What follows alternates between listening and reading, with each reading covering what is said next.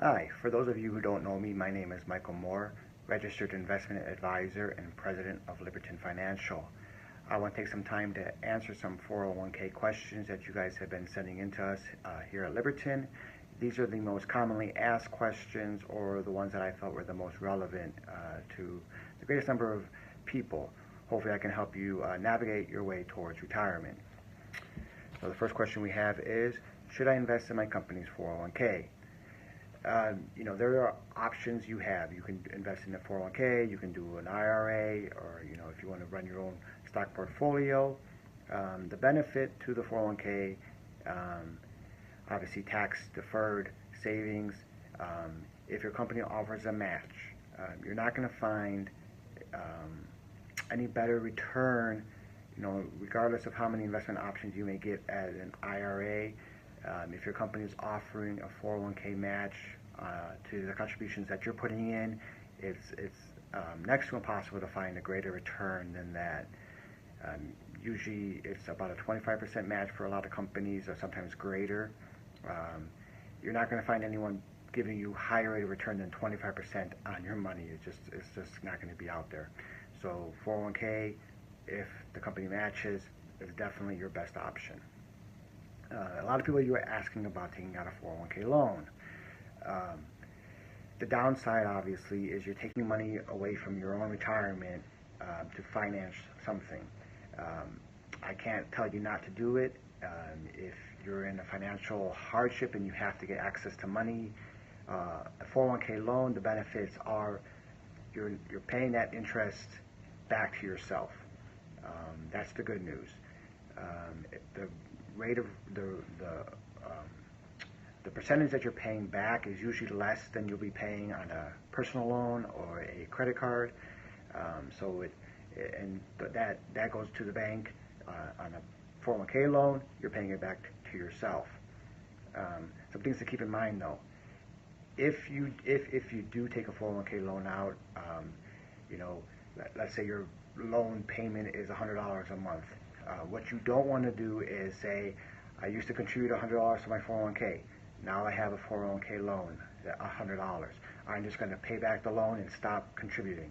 That's not what you want to do. You want to, if at all possible, continue contributing at least something while you're paying back the 401k loan.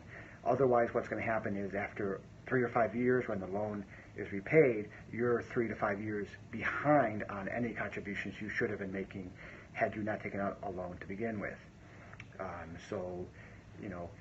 If you're taking out a 401k loan, let's try to continue with contributions, even if you have to lower the contribution amount, so that you're at least putting something into retirement while you're paying the loan back. A lot of you are asking about 401k rollovers. You've left an old company and you're going to a new company. What should you do? You have the option of rolling over your 401k.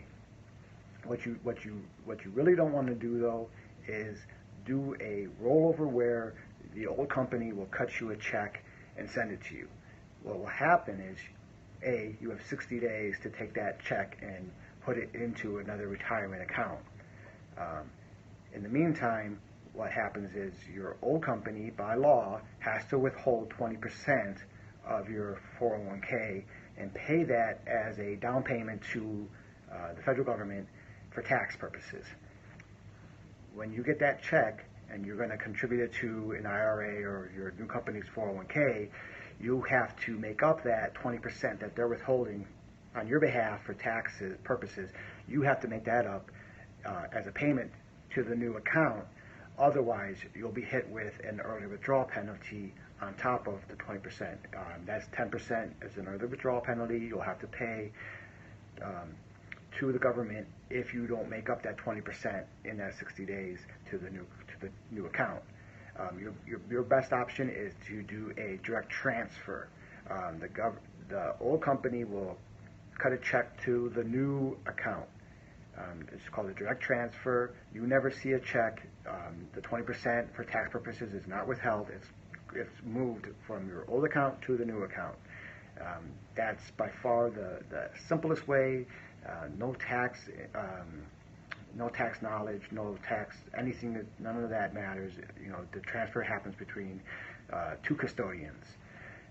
So if you're going to do a 401k rollover, tell the old company or the old custodian you want to do a direct transfer.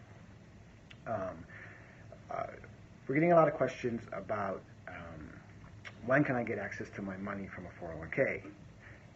There are some loopholes. Basically, the first 59 and a half, that's when you're eligible to start taking money from your 401k. Some loopholes that do exist.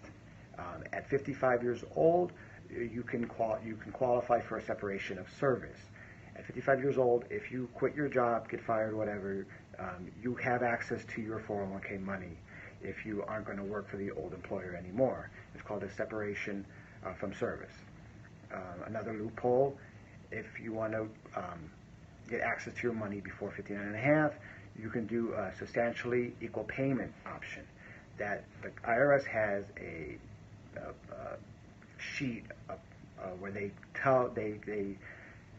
figure what a life expectancy is for somebody, so you can take equal payments of that expected life expectancy, equal payments for that X amount of years. So if you had, let's say, $20,000 in your 401k and your life expectancy was 20 years, you would get $1,000 a year. Once you hit 59 and a half, you would have access to the rest of your money. If you weren't, like if you started your equal payments at, say, 55 and you paid it, we're getting a check every year for those 5 years. Once you hit 59 and a half, you would get the rest of the money from your 401k. Those are just a couple of loopholes to get money before 59 and a half. I did not get asked this question, but I wanted to touch on something that I don't think a lot of people are aware of that I think is important when it comes to 401ks, and that is beneficiaries. Under law, your 401k automatically will go to your spouse if something were to happen to you. So regardless of who you name as a beneficiary, it could be your kids, it could be, whomever, it does not matter. Your spouse would get your 401k unless that person signs a waiver acknowledging that they would not be receiving the 401k once you pass on. This is very important for people to keep in mind. If you're separated but not yet divorced, keep in mind that your spouse would still get your 401k if something happens to you. Let's say you do get divorced and you name your children as your beneficiary and you get remarried.